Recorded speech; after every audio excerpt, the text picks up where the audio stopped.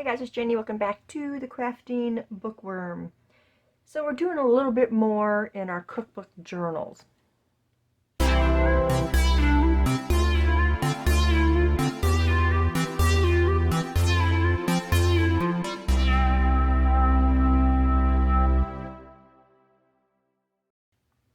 Okay, welcome back you guys. If you're new here, welcome. I appreciate you guys so much. So I'm securing our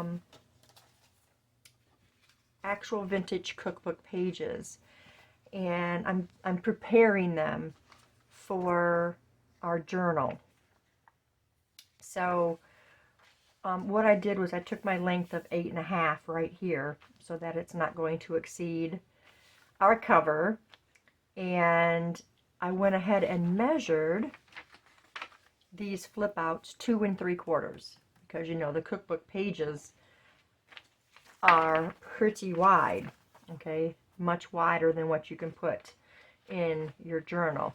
And if you can see here, I don't know if you can see, I drew a little line, my measurement, and what I do is I draw that line and I just pinch it, and then I can just lay my pages out so that they're even the whole way.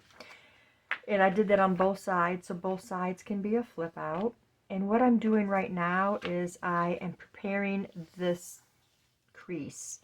I am taking these little strips, they're 8.5 this way, and they're just a little less than an inch, I think, wide. Yeah, they're like 3/4 of an inch wide. And I'm gluing them in here just to give it a little bit more security because we don't want them tearing out of our journal. So instead of gluing my strips, this time I decided to glue the actual page. It's easier to maneuver our strips if the glue is not on the strips, because usually I will glue my strips, but it's harder to work with them if the strips are what's glued. This way I can just hold the whole strip so it's not even touching the page. And then you just need to make sure you run it down straight like that. And that's going to give it a little bit more security when you're finally sewing them in. We're not going to try folding those yet. We're going to let them dry. Sorry. I'm concentrating on what I'm doing. It's not exactly easy trying to glue these creases here.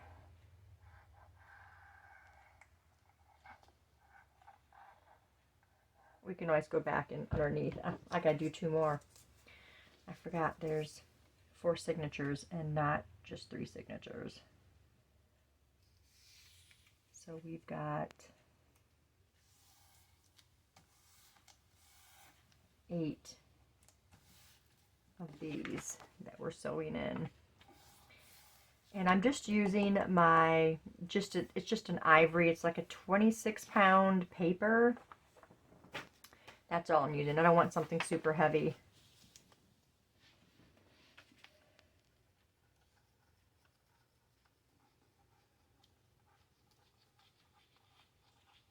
I really like this one. You guys can see it's actually got splatters from when they were, this was my mother-in-law's, and my sister-in-law is the one that had it, and she allowed me to use it.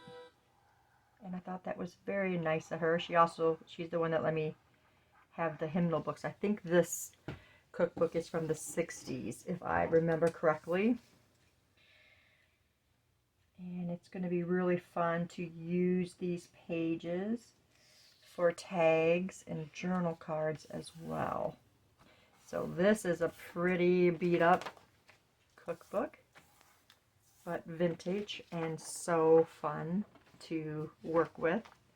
Look at this picture here. Thought that was amazing for this one. This one really, it's got bigger holes. This one really needs to have this. So we're going to just fix her up.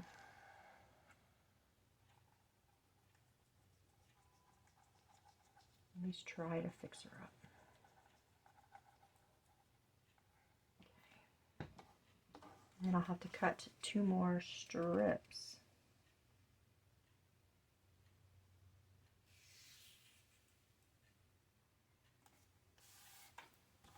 And it goes on just like that. And so it just kind of blends in really well with the paper itself. Okay, I gotta cut 2 more strips. Okay, here we are. 2 more strips for these 2.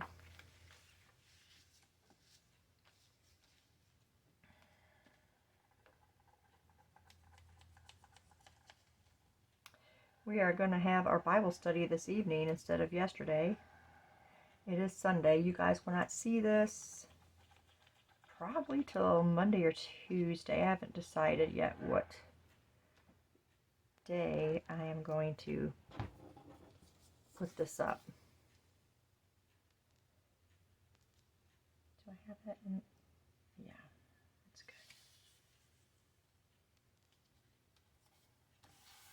Oh, and I did not. How did I get that off? I don't know.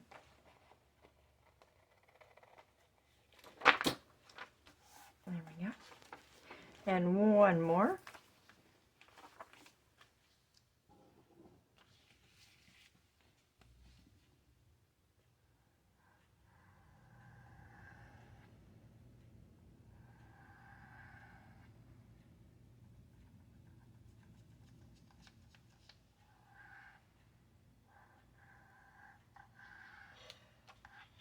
Yeah, so it's a beautiful day today.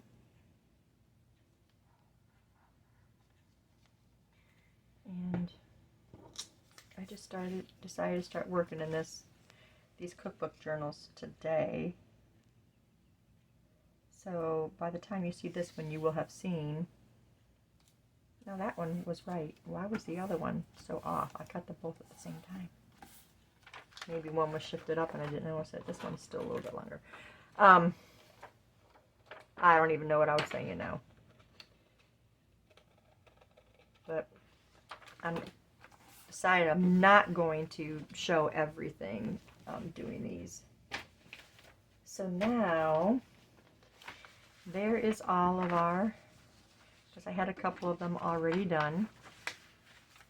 But these are all going into our journal. I wanted to cut off from the bottom rather than the sides because that's a lot missing. Like at least this way you can see one whole recipe. Instead of cutting this off, it would have been cut off to here. Now I could have done this and folded it up, but I thought that was going to be way too much bulk.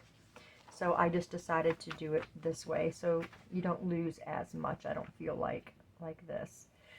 I might be using my tear ruler on these edges right here because I really like the look of that, the raggedy edges, and then ink those. What I wanted to do, and when I talk about, let me just show you this part.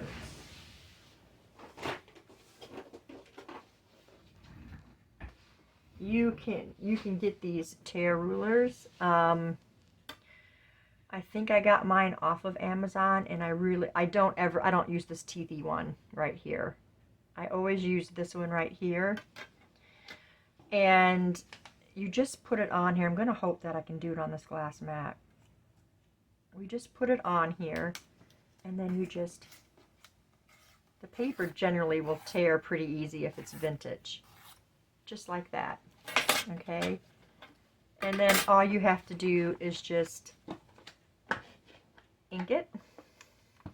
We got scorched timber here. We're just gonna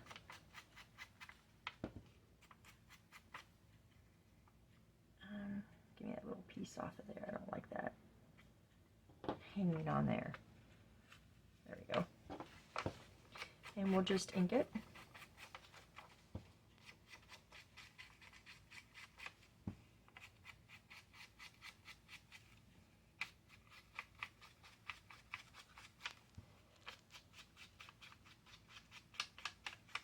You don't have to like ink the bottoms of it if you don't want to, but we're going to.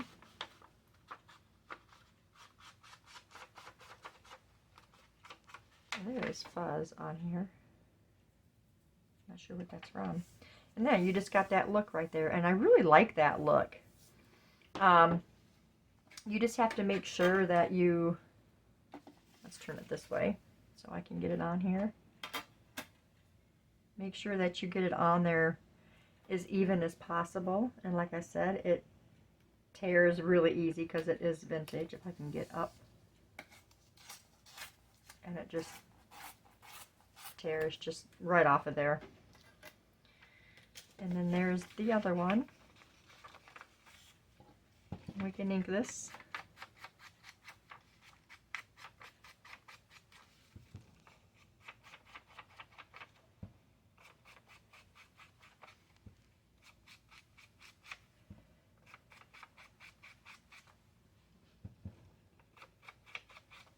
I'm going to have in each journal, there's going to be 2 of these vintage Betty Crocker pages in each signature. So I'll have to do this again when I put together the other journal. And there we go.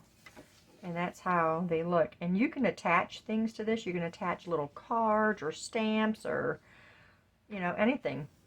You can also attach something here that it flips out again, so you have more paper. For me, I'm probably not going to do that. I'm probably just going to put like a little stamp or some decorative elements to them. That you don't have to use the tear ruler. I just use a tear ruler because I can't seem to tear these where they're straight. You know, this just makes it a lot easier to do. I just wanted to throw that in there. I don't want you guys to think that you have to go out and buy yourself a tear ruler, because you don't. You can also, if you have one, just leave them like this, and you can glue here and here, and you can have like a pocket.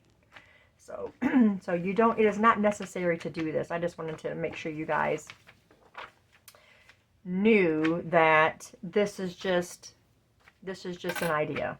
This is just what I do and how I prepare these types of edges on these. So don't feel like you have to have a tear ruler, because you really don't. You can do it by hand if you want to, or like I said, just leave them like this and glue them, and you can have pockets instead of flip outs. They don't even have to be flip outs. You can make them pockets. It's whatever your choice would be. The main point of this is, you know, this part. These now, they've had a little bit of time to dry. There we go.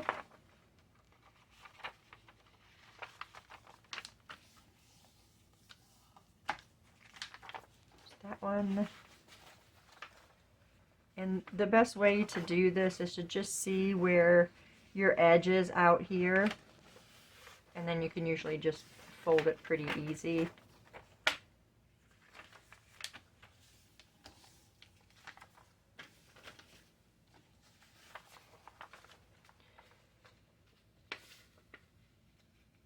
Where's my, oh, it's right here. I think. Yeah. I couldn't tell that one. And each of them I got out for what the signature is, if that makes sense. Let me explain that. Like this one says appetizers, dips, and starters. So let's see, I had the appetizers have right here this really cute page, and then so I did that for the appetizers, and then we had main dishes, we had breads, and we had sweets or desserts. So I got the recipes to fit those for each of those signatures. I thought that would be cute.